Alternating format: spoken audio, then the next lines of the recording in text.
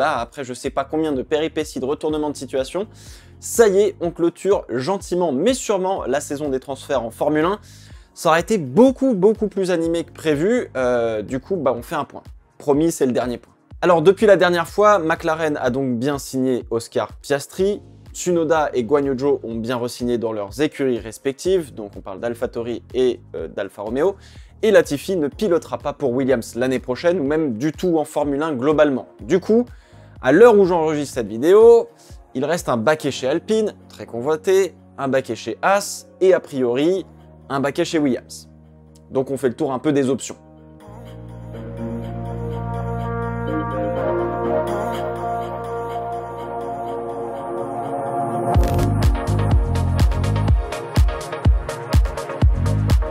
C'est donc l'information du week-end. On m'a prévenu directement chez Alpine que Pierre Gasly pilotera bien pour Alpine dès la saison prochaine aux côtés d'Esteban Ocon. On aura donc un duo 100% français dans une écurie française. Cela avait notamment été déjà le cas avec René Arnoux et Jean-Pierre Jabouille dans la fin des années 70, avec Renault par exemple. Donc non, c'est pas la première fois que ça arrive, loin de là, et on a déjà eu des pilotes français en duo dans d'autres écuries aussi, donc pareil, c'est pas nouveau quoi. Alors d'un point de vue purement sportif, faut qu'on rappelle un petit peu la situation, puisque Alpine perd Alonso, double champion du monde, et je pense que vous serez d'accord de dire que c'est quand même le pilote le plus expérimenté de la grille, mais ils perdent aussi la pépite Oscar Piastri, qui était là pour le remplacer. Alors du coup, moi, de mon point de vue, en réfléchissant, après c'est mon point de vue à moi, Esteban Ocon pouvait se retrouver soit avec un autre pilote expérimenté un peu à la Fernando Alonso, soit devenir le pilote numéro 1 avec un jeune à ses côtés qui a absolument tout à apprendre. Finalement, ni l'un ni l'autre, ils se retrouvent avec un pilote d'expérience similaire, ils ont tous les deux un petit peu plus de 5 saisons de Formule 1 dans les pattes. Et alors sur le marché des transferts, du coup, on avait un paquet de monde de disponibles. Ricciardo, De Vries, Schumacher, Giovinazzi, Jack Doohan, Jack Villeneuve, Gilles, Manon, Tom Cruise, Michel Vaillant, bref, la liste elle était longue. Mais si on regarde bien, le meilleur pilote quasi disponible et qui pouvait s'inscrire dans le projet Alpine, c'est bien Pierre Gasly, et fallait aller le chercher. Vainqueur de Grand Prix, il est monté sur le podium plusieurs fois, il commence à avoir de l'expérience, il a un mental hyper fort, notamment à cause de sa rétrogradation de chez Red Bull en 2019. Il est pile poil mûr pour prendre part à un projet comme celui d'Alpine, là où reprendre Ricciardo, c'est un peu regarder droit dans le canon de ton fusil, quoi. C'est un peu comme James May, là. Pas ouf. Le plus marrant, entre guillemets, c'est que Esteban et Pierre, ils ont à la fois un parcours qui se ressemble énormément sur certains points, mais qui divergent beaucoup aussi. Le midfield, les victoires, les podiums, un passage dans un top team, d'une certaine manière, et du coup quasiment le même nombre de Grands Prix disputés. Et il a fallu aller le chercher, le Pierrot, parce que c'est Otmar Szafnauer et Laurent Rossi qui s'en sont chargés. Red Bull, en vrai, ils ont été plutôt sympas. Ils l'ont pas bloqué, ils ont forcément demandé un petit chèque quand même pour le libérer, faut pas déconner. Et de toute manière, l'avenir de Gasly chez Red Bull, c'est mort depuis le jour où il a été rétrogradé, ou même tant que Verstappen était dans la maison si tu préfères. Faut être honnête. Alors, le gros point positif pour Pierre Gasly, c'est qu'il se libère enfin du giron Red Bull pour voler de ses propres ailes. Sans vilain jeu de mots, évidemment. Au bout d'un petit peu plus de 50 Formule 1, donc c'est top. Il intègre une écurie d'usine, concentrée sur elle-même, avec un plan qui est établi par Laurent Rossi, de jouer la gagne au bout de 100 Grands Prix, et on en est à peu près à la moitié. Alors du coup, Pierre Gasly s'inscrit parfaitement dans ce plan, avec un contrat qui va porter sur plusieurs années, et va pouvoir se projeter dans un projet d'une équipe qui allait le chercher. Et en fait, il est pile poil à ce tournant dans sa carrière où il a fait ses armes et maintenant, faut prendre part à un vrai projet d'équipe de Formule 1 pour aller jouer la gagne et le titre. Et alors du coup, quand vous êtes pilote de milieu de peloton, entre guillemets, avoir une écurie d'usine qui est capable de péter votre contrat pour venir vous récupérer, on va être honnête, je pense que c'est quand même un bon boost de motivation pour se dire « ouais, là, il y a peut-être un truc à faire. » Au final, sur le papier, c'est une très bonne paire de pilotes. Je pense que c'est incontestablement la meilleure paire du midfield pour le moment, et celle qui a honnêtement toutes les armes pour aller attaquer les 3 top teams devant s'ils ont la bonne voiture et la bonne équipe pour le faire, évidemment. C'est pas que aux pilotes de faire le boulot. Alors c'est un binôme qui va devoir fonctionner ensemble avec justement un objectif commun. Et cet objectif, c'est, faut pas regarder le midfield derrière, mais il faut regarder les top teams qui sont devant. C'est un petit peu ce qu'on avait vu en 2021 entre Alonso et Ocon, dans l'ambiance entre guillemets, c'est de se tirer l'un et l'autre vers le haut, et avec 2 pilotes comme Esteban et Pierre, l'équipe doit et va passer avant. Là, les intérêts perso de Pierre et d'Esteban, niet. Alors depuis le début, moi j'avais un petit peu peur que Ocon ou Gasly soient un peu just pour développer une voiture, mais à un moment donné, en fait, c'est plus des rookies, ça y est, ils ont grandi, ils sont grands, ils sont expérimentés, il faut savoir leur faire confiance, les laisser faire ce qu'il faut faire. Pour le coup, les deux sont au même niveau finalement que Sainz quand il est arrivé chez McLaren, et ça avait très bien fonctionné, donc c'est le moment de leur filer les clés de la baraque. En espérant qu'ils vont pas faire de conneries. Alors Ocon Gasly chez Alpine, c'est pas sans contrainte pour le coup, et pour beaucoup d'entre vous, vous attendez que je vous réponde à la question, oui, mais les deux s'aiment pas, donc est-ce que ça va pas être un peu la merde? Je crois que j'ai jamais vraiment abordé le sujet de leur relation parce qu'il y a beaucoup de rumeurs, que forcément c'est difficile de démêler le vrai, du faux, etc. Mais aussi parce que les deux s'expriment pas beaucoup dessus, quoi, même quasiment jamais.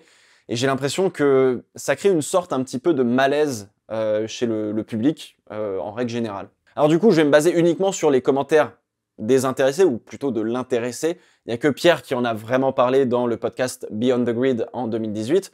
Et je peux que vous inviter à aller l'écouter. Bon, alors, c'est en anglais, donc ça vous fera un petit peu bosser. De ce que je retiens de ce qu'a dit Gasly, c'est on peut discuter, mais pas hors des courses. La relation, elle paraît entre guillemets cordiale, mais assez distante. Alors, je vais pas m'aventurer dans cette histoire. Ils étaient potes quand ils étaient gamins, ils se sont peut-être engueulés pour X ou Y raison, ils se sont perdus de vue, ont fait leur parcours à eux, et se retrouvent tous les deux en Formule 1, qui plus est dans la même équipe.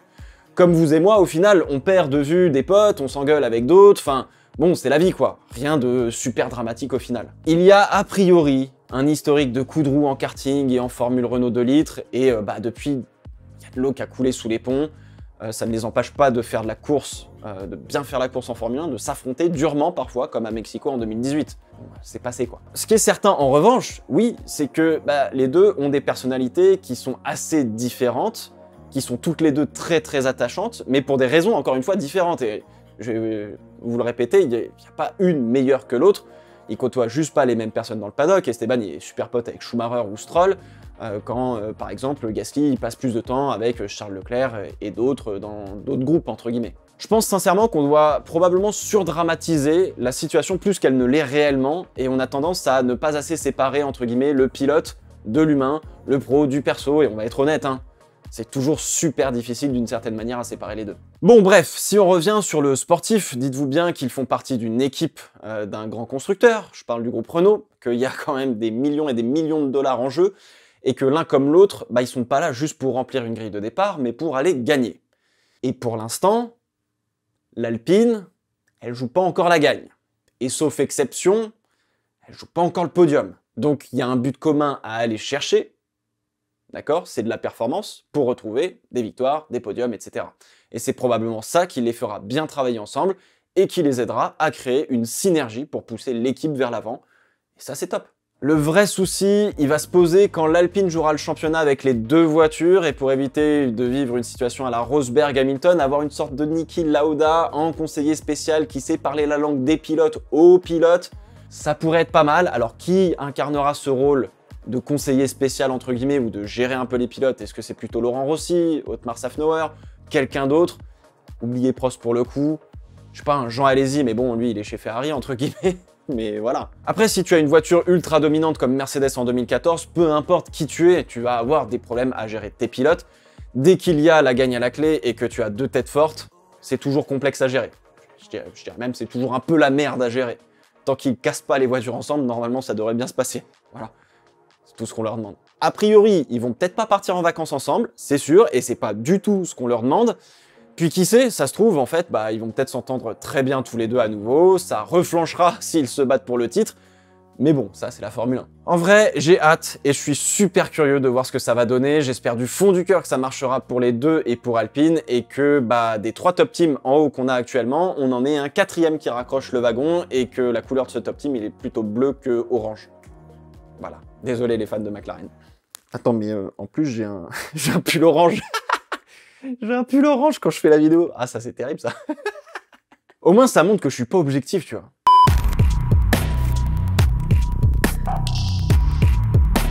Au final, je termine un peu l'histoire sur le triptyque Alpine, McLaren, Piastri. Il s'avère que non, le contrat de Piastri chez Alpine n'était pas valide, qu'il est allé voir ailleurs quand il en avait entre guillemets le droit. Il a privilégié ses intérêts personnels en bonne et due forme, et du coup, c'est le bec dans l'eau pour Alpine. Alors oui, on va être d'accord sur la manière de le faire et de fanfaronner, probablement qu'il aurait pu éviter pour la forme, mais quand on connaît maintenant un petit peu le fond de l'affaire, ça rend ses dires et la situation beaucoup plus en sa faveur que l'inverse. Je dirais même qu'Alpine en prend un petit peu plein la tronche et c'est digne des plus grands retours de flamme de l'univers d'une certaine manière. C'est pas ouf. Alors Alpine perd Alonso, bon gros tacle d'ailleurs de l'Espagnol sur le fait qu'il croit dur comme fer au projet Aston Martin. Probablement que c'est vrai, hein. Pas ouf quand même parce qu'il y a 2 ans, c'est je crois dur comme fer au projet Renault. Donc là t'es là, tu fais bon, ok. Le contrat d'Oscar Piastri chez Alpine, alors je sais pas trop ce qui s'est passé, mais on dirait que ça ressemble un peu au coup de la panne de réveil. Bon, ça arrive, hein, mais maintenant, du coup, avec toute cette affaire, tous les teams principaux vont faire super gaffe sur tous les contrats. Et alors là, se pointe un petit Mark Webber, l'agent d'Oscar Piastri, qui a remis une petite couche hein, pour l'addition, quoi, on va dire, en disant qu'Alpine a contribué à hauteur de 20% à la carrière junior de Piastri, et que tout le reste, c'était des sponsors extérieurs et des primes de championnat. Donc non, c'est pas une affaire de millions et de millions de dollars comme on pouvait le penser. Alors, on peut un peu pondérer le propos de monsieur Mark Webber, parce que Mark Webber, pour qu'il puisse mettre du beurre, ou de la truffe d'ailleurs, dans ses épinards à lui, bah, il prend une com hein, sur les sponsors de Piastri, comme chaque agent, mais pas sur l'argent d'une académie, par exemple, ce qui paraît un peu logique. Peut-être qu'il est meilleur agent qu'il n'a été pilote finalement. Bon bref, tout ça on en reparlera dans une prochaine vidéo de l'intérêt ou non des académies jeunes pilotes, on en avait déjà parlé il y a à peu près 1 an, mais l'affaire Piastri met un énorme coup à toutes les académies d'une certaine façon. Donc ouais, faudra qu'on en reparle.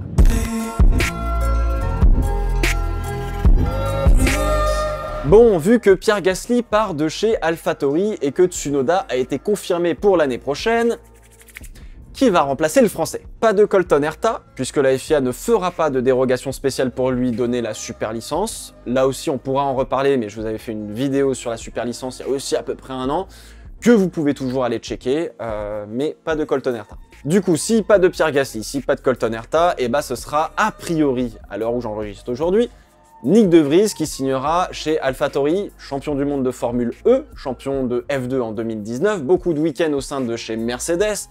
Il a roulé déjà 3 fois en FP1 rien que cette année. Il avait aussi fait les Rookie Days à Abu Dhabi. Bref, la 8e place à Monza au volant de la Williams, c'est the cherry on the top of the cake. Alors, faut bien l'admettre, aucun pilote n'est prêt dans la filière Red Bull pour le moment. De Vries a déjà une belle expérience en dehors de la F1, mais il débarque pas complètement non plus. Donc c'est toujours bien de s'appuyer avec un pilote qui a un minimum d'expérience. Et il est encore jeune, contrairement à certains Daniel Ricciardo. Puis bon, Daniel Ricciardo, il va pas revenir chez là où il a commencé la Formule 1. Enfin, il va pas revenir chez Alpha, ça va pas de... Voilà. Alors, Nyck De Vries, il va devoir prouver continuellement sa valeur avant de soit rester un petit peu plus longtemps, soit partir ailleurs dans une autre écurie. Et Tsunoda va avoir presque une dernière chance hein, en 2023, car 2024, il y aura, quoi qu'il arrive, je pense, un jeune qui sera prêt. C'est entre Yuki et Nyck De Vries que ça se jouera, le 2e baquet de l'AlphaTauri. Alors De Vries a été longtemps membre de chez Mercedes, avoir un baquet en F1 ça ne peut pas se refuser, surtout après autant d'attentes. L'ironie du sort jouera si jamais avec des si et tout, hein, si De Vries se retrouve chez Red Bull avec Verstappen et que ça se bat avec Mercedes, ça pourrait être rigolo. Mais bon, ça on a largement encore le temps de voir, et puis accessoirement, va déjà falloir faire les saisons chez AlphaTauri.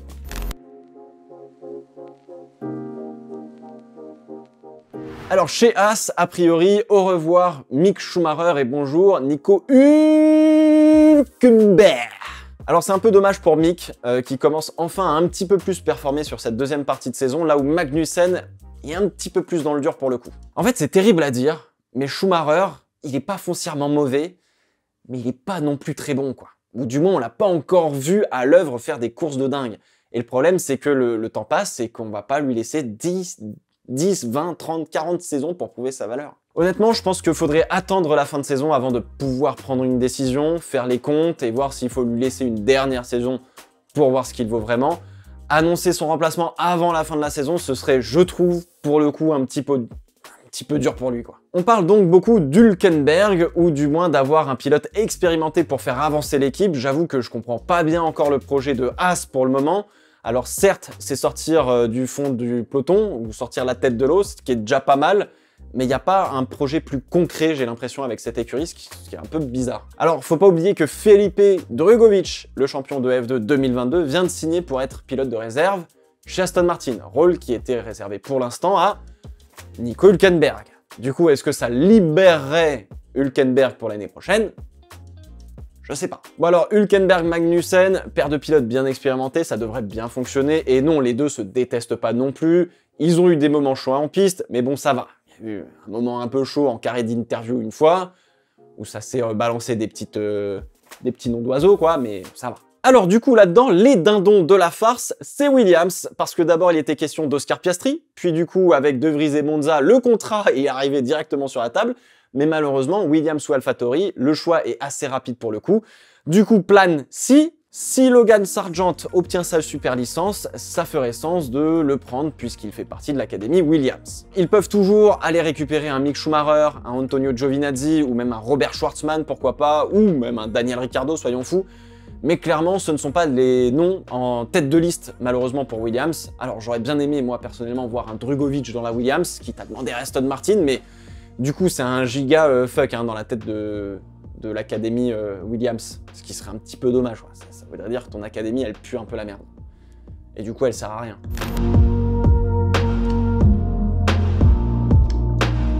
Sébastien Vettel est donc celui qui a commencé à faire tomber les dominos en annonçant sa retraite, probablement plus tôt que ce que l'on aurait aimé, je pense. Il a libéré un baquet dans une écurie avec un gros projet, séduisant de manière assez inattendue, hein, Fernando Alonso, libérant ainsi un baquet très convoité dans une écurie de tête de milieu de peloton, que tout le monde allait s'arracher.